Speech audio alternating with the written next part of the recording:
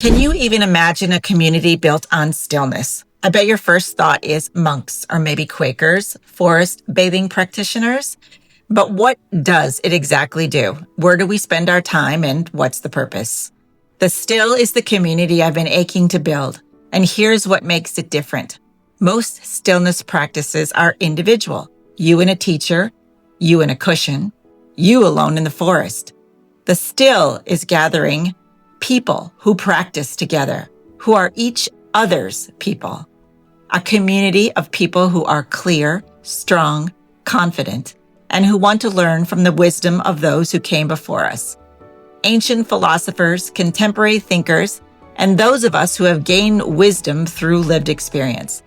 People who've discovered something that actually works. We've prepared ourselves to step out of the chaos, not running from it, facing what's coming. We're building profound resilience through well-prepared days, consistent actions and habits. We're embracing the small things that create improvement in every area of life. Seeking knowledge and truth has been part of my life, gathering bits and pieces over time, and now using that knowledge and wisdom by taking bold action to live with confidence, to let go of self-sabotage, to take accountability for my experience, and allow all of this to move me closer to the person that I'm meant to be. I've been building the Still practice for decades so that I can master my own mind and emotions. And now bringing this knowledge to people everywhere is what's important to me. The Still is the way, the philosophical practice, the community, and the chair of joy is the tool. The 4-step methodology at the heart of it all. Sit, breathe, think, feel. It's simple enough for a child and profound enough to change your life. And my vision is for it to be adopted everywhere. Heard of, practiced, lived in every city, state, country, worldwide, in classrooms and boardrooms, in family rooms and huts, under trees and near rivers, and everywhere in between. In every moment, we're navigating. The Chair of Joy experience is about interruption, a beautiful methodology designed to disrupt our regular thought patterns so freedom becomes easier. Freedom to create what we want more of, to be stronger in our own decision-making, to build a clearer community, to heal the dysfunction of our families, to process the pain, the trauma, the grief that keeps us stuck, to use the Still as a pathway to brighter days, not moving past what hurts, but by finally being still enough to feel it, release it, and move through it. Because when you learn to navigate your minutes, your hours become smoother, your days become clearer, your weeks more intentional, your years more purposeful. That's the Still way. That's what we do together. A community aligned in values. We are each other's people. I'm Cheryl Lynn, the founder of JOYELY and the Chair of Joy experience. I've been all over the world showing people a gentle way to live. Countless experiences have brought more peace to others than I could have possibly imagined. And we are just getting started. What I've learned is that I don't need the loudest voice, not the busiest schedule, not the most likes or productivity hacks or optimization strategies. Just a note, I'm not a therapist. If you need clinical support, please seek out the professionals who can help you. What I offer is something different, meant to inspire, intrigue, innovate, and tap into what's intuitive. The Still way is a practice, a philosophy, a community. Its wisdom is something that you can access on your own terms. The Still is simple. It's science, and it's a sweet collection of stories, and it's radical, life-changing stillness. And here's what most people don't know. We're living in a crisis of attention. The average person checks their phone over 200 times a day. 200 interruptions to your focus, your thoughts, your presence. 77% of people report regular burnout. That's not a person failing.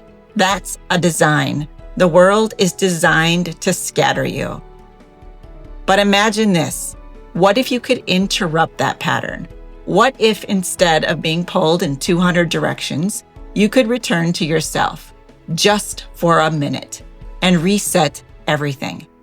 Here's the math. You have 1,440 minutes today. And right now, you're giving hundreds of those minutes to scrolling or gaming or binging shows that you don't even like, to habits that leave you feeling empty, to time that just disappears. 1 minute spent mindlessly scrolling, it conditions your brain for distraction, for dopamine seeking, and for restlessness. 1 minute spent in intentional stillness, it activates entirely different neural networks. Networks for calm, for focus, for the emotional states that you're actually trying to reach: peace, clarity, groundedness, and joy. And here's what you'll learn through the Still series. When you visit this experience regularly, when you condition your brain with 1 intentional minute, you're not just taking a break, you're literally rewiring yourself, creating new pathways that become stronger every single time you practice. So the question is, out of 1,440 minutes today, can you give yourself just one? That's what happens in stillness. I'm going to show you exactly how, not by being the loudest, not by having the biggest platform, not by having the most followers or credentials or applause. Stillness, the capacity to stop, to think clearly, to know yourself well enough that when you move with purpose, with clarity, with power that comes from the inside out, not the outside in. That's what we explore here together, and that's what we practice. That's what we've built over decades of real work with real people facing real challenges, and we are sharing it all with you. So let me tell you how I got here, how I know the still way works. Not from theory, not from reading books, but from living it. I tried it the other way first, the loud way. I was the center of the room, needing attention, performing, desperate to be seen and validated. I fell down a lot. I self-sabotaged. I got stuck in that terrible loop of seeking validation from everyone except myself. And it nearly broke me, because here's what nobody tells you. You can do everything right according to the world's standards and still feel completely lost. You can be busy and productive and successful and still wake up one day wondering who you are and what any of it means. That's where I was, and the only way out was to stop. Not give up, stop. To shut off all the noise, the expectations, the shoulds, the comparisons, the performance, long enough to hear the inside voice. The stories I was telling myself, the fears that were running the show, the desperate need for validation that was keeping me scattered. And then to do the harder work, to quiet that noise too. In that stillness, everything changed. I found my voice, my real one, not the one performing for approval all the time, but the one that knew things. This one could discern truth from noise. I could say, this is who I am, this is what I'm here to do, and this is what matters. And in this place, JOYELY and the chair of joy had become front and center, a simple, profound practice at the heart of the still. Sit, breathe, think, feel. That's it. You sit down, you breathe deeply, you think of something that gives you peace or puts a smile on your face, and you feel it in your body. It sounds almost too simple to work, but here's what I've discovered. When you practice the still way consistently, everything shifts. Over the last decade, I've led more than 30,000 Chair of Joy experiences, myself and with my team of amazing ambassadors. Think of that, 30,000 times. We have watched people stop, sit, breathe, and reconnect with themselves. We've seen what happens when you give someone permission to just be, without producing, without performing, without proving anything. You watch it on their face as they remember who they are. And here's what gets really interesting and empowering. Neuroscience shows us that every time you practice this, every single time, You're literally rewiring your brain. You're creating new neural pathways that led to calm instead of chaos, to clarity instead of confusion, to joy instead of just getting through the day again. And that's not magic. That's what happens when you stop long enough to let your nervous system settle, to clear your mind, and your truth can then rise to the surface. Let's just talk about leadership for a minute, as I feel we have different interpretations of what that looks like. I know I did. The world tells us that leadership is loud, charismatic, always moving, always producing, always visible. But that kind of leadership burns us out. It scatters us. It makes us a lot of noise, but rarely makes lasting change. Real leadership, the kind that creates clarity, trust, sustains itself over time, comes from a different place. And that's what the still ones have been showing us for centuries. The effectiveness and self-improvement don't come from doing more or moving faster or being louder. They come from the still practice, the capacity to stop, to think clearly, to know yourself so deeply that you can't be knocked off center. Hypatia, the philosopher and mathematician, understood this. In the middle of religious violence and political chaos, she taught her students, reserve your right to think, for even to think wrongly is better than to not think at all. She wasn't teaching them to retreat. She was teaching them the still way, that the ability to think clearly, to stop, and form your own thoughts instead of just absorbing the noise around you is the foundation of everything else, of moral courage, of right action, of leadership that lasts. That's what we're reclaiming here, and that's what I'm delivering to you. Now, some people hear the still and think isolation. They worry it means pushing people away, being lonely, disconnecting from the world. But that's not what it is at all. The still isn't absence, it's presence. It's the ground from which real connection becomes possible. When you're scattered and reactive and running on empty, you can't truly show up for anyone, including yourself. You're just going through the motions, performing while feeling increasingly alone inside. But when you're grounded in the still, when you know who you are and what you stand for, when you've practiced the still way consistently, that's when you actually be present. That's when you can listen deeply, respond thoughtfully, and love fully. The poet Audre Lorde wrote, "Caring for myself is not self-indulgent, it's self-preservation, and that is an act of political warfare." She understood that in a world designed to exhaust you, choosing to stop and care for yourself isn't selfish, it's revolutionary. It's how you build the strength to keep showing up. It's how you become unshakable. It's the still way. Bell Hooks taught us the same truth.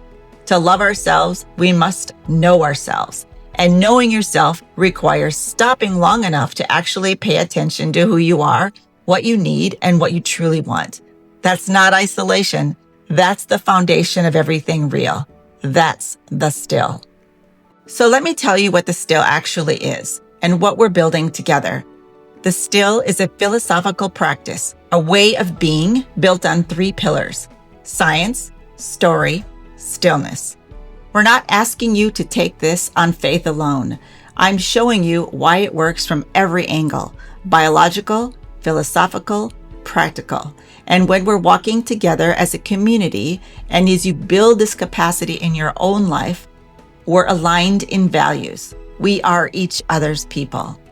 First, the science. Here's where it gets fascinating. Your body is always listening, always responding, and when you live in constant noise, constant communication, constant demand, your nervous system gets stuck in threat mode. Imagine this. Your amygdala, the fear center in your brain, is running hot all day long. Your heart rate stays elevated, your cortisol stays high, and your prefrontal cortex, the part that thinks clearly, makes plans, does nuanced decisions, gets quieter and quieter. You become biologically less capable of the very things you need: clear thinking, emotional regulation, complex problem solving, genuine connection. But here's where it gets really interesting and empowering. When you stop, even for 60 seconds, everything changes at a biological level. Your vagus nerve activates. That's the nerve that runs from your brain through your body, regulating your stress response. When it engages, your entire system shifts from threat mode to safety mode. Here's what it looks like for me. When I'm in threat mode, my mind criticizes everything I do. It discourages me. It tells me to run away, to not even try. But I've trained myself to pause between those thoughts, to take the still minute if I need it before I react. That's the shift from automatic panic to conscious choice. This is called the parasympathetic activation. Your body moves out of emergency mode and into healing mode. Your heart can slow down, your breathing deepens, and your body can finally relax and restore itself. Your heart rate drops, your breathing deepens, your amygdala quiets, your prefrontal cortex, the smart, thoughtful, creative part of you, comes back online. And suddenly you can think again. You can feel without being overwhelmed. You can respond instead of react. For years, that cycle of criticizing and discouraging thoughts kept me stuck in wishful thinking, believing I could conquer this on my own if I just spoke more positively or tried harder, pushed through. But that's not how it works. You can't think your way out of a nervous system stuck in threat mode. This is a measurable, repeatable, biological fact confirmed by researchers at Harvard Medical School, UC Berkeley, Stanford, and the Mayo Clinic. Stillness changes your nervous system, which changes your capacity, which changes your life. The French philosopher Simone Weil wrote that attention is the rarest and purest form of generosity.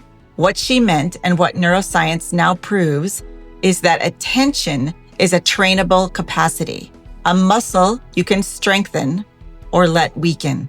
Every time you practice stopping for 1 minute, you're strengthening that muscle. Every time you give in to the scroll or allow yet another notification to come through, you're weakening it. It's as simple as that. And stillness is how you strengthen it. And when you practice even for just 1 minute, you're training your brain to focus, to sustain attention, to resist the constant pull of distraction. Over time, those minutes compound into a fundamentally different way of being in the world. You stop being at the mercy of every notification, every emotional trigger, every demand that comes at you. You start making choices instead of just reacting. That's the shift. That's the science. Second, the story. We're not the first people to discover this. Across time, across cultures, the women who've shaped philosophical thought have been teaching this truth in different forms. In ancient Greece, Aspasia taught rhetoric and philosophy in a world that wanted women silent. She taught her students, speak only when your words are better than your silence. Not because silence is weakness, but because the still way teaches real power coming from knowing when to speak and when to hold back, from thinking before performing. I can't count the number of times I've jumped in with, "But wait," or "I have this to say," never really listening to the other person's ideas, just waiting for my turn to talk. That's not conversation, that's competing. The still way taught me to actually listen first. In China, Ban Zhao wrote that all social harmony begins with inner composure. You can't bring peace to your relationships, your community, your world, if you haven't first cultivated the still within yourself. I used to know so many people, hundreds of contacts, endless networking, but I didn't know anyone well. I was too scattered, too busy performing, too anxious to actually connect. It wasn't until I found the still, until I could compose myself, that I could actually be present with others. That's when real relationships became possible. Angela Davis, organizing for justice in the 20th century, said, To take a conscious stance in the world, you must first consciously know yourself. You can't fight for what matters if you don't know what you stand for. You can't show up for others if you don't know how to show up for yourself. You can't organize effectively if you're so scattered you can't think straight. I was so busy fighting for my passion, proving, talking, convincing everyone that I couldn't stand in presence. But once, at a booth in New York City, a woman in her 50s sat in the chair of joy. She was exhausted. Just sitting down, she sighed with relief. After the experience, tears filled her eyes. When I asked her what she remembered during the experience, she said, her mom cheering her from the sidelines when she was just 8 years old. Simple times, she said. And because I was present and in that moment, I remember her clearly years later. Her name was Irene. I hope she's well. In order for me to take a conscious stand in the world in a way that's lasting and impactful, I knew I needed to be still for more people like Irene. This isn't new wisdom, it's ancient wisdom. This is our time to discover and remember these memorable stories. Third, the stillness. This is where practice meets possibility, where everything we're learning becomes something you actually live. Over the coming weeks and months, as you listen to the Still series, we want you to start learning how to do the practice, starting with 1 minute of the still and building it from there. We'll teach you how to sit with yourself without judgment, how to breathe through discomfort, and how to return when your mind wanders. How to build this capacity the same way you'd build any other skill, through consistent, patient practice of the still way. The Chair of Joy methodology is a tool. There are 4 steps: sit, breathe, think, feel. When done consistently, it rewires your brain. Imagine this. You're in the middle of your day, stress building, decisions piling up, that familiar overwhelm creeping in. And instead of just pushing through or reaching for your phone or another cup of coffee, you take 1 minute. You practice the still. You sit, you breathe, you think of something that brings you calm, and you feel it in your body. And in that minute, your entire nervous system resets. You just created a new neural pathway. You just chose differently. That's the power. That's wisdom. You'll meet the women philosophers whose voices have been often overlooked, not as distant historical figures, but as companions on this path who practiced the still way. You'll learn what they discovered about presence and power and what it means to stay grounded when the world is spinning. And you'll see how their wisdom applies to your life right now, today. The community. You'll discover you're not alone in this. There are others, maybe thousands, maybe millions, who are tired of the noise and ready to learn the still way.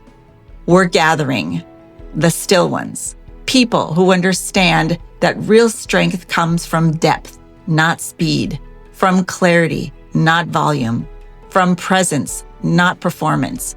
We're aligned in value. We are each other's people. And here's what becomes possible when you commit to this experience. Imagine this. 6 months from now, you're the person who doesn't react to every email like it's an emergency. The one who can sit with your kids without checking your phone. The one who makes decisions from clarity instead of panic. The one who sleeps through the night because your nervous system finally feels safe. You start to notice a shift, at first subtle and then undeniable. You stop reacting to everything and start responding. There's a pause between what happens and what you do about it. Let me say that again. There's a pause between what happens and what you do about it. And in that pause, you have a choice, real choice. You begin to distinguish between what's yours and what's just noise, what you actually need versus what the world is demanding, what you truly want versus what you think you should want, what your voice is versus what's the echo of everyone else's expectations. And this is when your relationships deepen, because when you're actually present and not performing presence, but genuinely here, people feel it. They relax. They open up. Real intimacy becomes possible instead of just the idea of it. Your work improves, not because you're grinding harder or working longer hours, but because you're thinking more clearly. You're making better decisions. You're seeing what actually matters instead of just reacting to what's most urgent. You find your voice again. Not the performed voice, not the one that says people want to hear you, but the real one, the one that knows things. They can say with confidence, yes, this, no, not that. This is what I stand for. This is what I won't tolerate. This is who I am. And here's the most important part, the part that neuroscience confirms. Each time you practice taking this pause, being in this stillness, you're strengthening those neural pathways, making them faster, more automatic, and more reliable. And what takes effort today becomes natural tomorrow. What feels impossible now becomes your default way of being. And here's what matters most. You become useful to yourself, to the people you love, to the work you're here to do. Because the world doesn't need more scattered, reactive, exhausted people trying to keep up. It needs people who can think clearly under pressure, who can hold complexity without collapsing, who lead from wisdom instead of panic. It needs the still ones. It needs you. Now let's end powerfully by doing what we've been talking about. Not theory, not conversation, not yet another video for you to watch and forget. Let's actually practice the still way together right here, right now. Ready? So have a seat, grab any chair nearby. If you're walking, that's all right as well. But if you can, take a minute to sit down, that would be great. This is the Chair of Joy experience. And remember, there are 4 simple steps. Sit, breathe, think, feel. You don't need to remember them. I will guide you. After this 1 minute, you're going to turn whatever overwhelm you're carrying into a manageable day. Are you ready? Sit. So hopefully you're sitting now and you're already in a chair that feels your body. Notice the weight of you being held by this chair. You're supported and you're safe. Step 2, let your shoulders drop and just take in a slow breath. In through your nose and let it out. And one more deep breath in. Feel your shoulders drop a little bit more and feel your jaw unclench. Think. Bring into mind one small thing that brings you peace. Maybe it's your morning coffee. Maybe it's your puppy's face. Maybe it's that first quiet moment in the morning when everyone else isn't up yet. Don't overthink it. Just one thing and hold it in your mind. Got it? Great. 4th step, feel. Now to feel it in your body. Where does this peace live? Your chest, your belly, your hands? Notice the warmth, the softness, and the relief of thinking about something good. Kind of let it roll up from your toes to your knees, to your thighs, and up through your back, up to your shoulders, and just roll your head around in a 360. Open your eyes when you're ready. Did you feel a very subtle shift? Maybe just a quiet relief? Maybe proud of yourself that you took a moment, that you weren't fixing something or solving or producing, and that you are just here? That's your power coming back. That's the still way at work. That's actual growth happening in real time. You just rewired your brain. You just created a new neural pathway. You just proved to yourself that you can interrupt the chaos and choose differently. That's not small. That's everything. So here's what I want you to do. During your day, when you find yourself out of sorts, maybe overwhelmed, scattered, or reactive, take time to cultivate a new mental landscape for yourself. Consider sitting, breathing, thinking, and feeling just for 1 minute. Maybe that sounds difficult. Maybe you're thinking, I don't have time for that, or that won't work for me. But over time, your confidence builds. 1 minute becomes a habit. The habit becomes a neural pathway. The pathways become your default way of being. You're training yourself to return to calm instead of staying in chaos, to respond instead of react, to choose instead of just survive. That's the still way. That's how you build resilience, clarity, and peace, 1 minute at a time and 1 chair at a time. You have everything you need. The practice is simple, the community is here, and you just took your first step. Welcome to the still.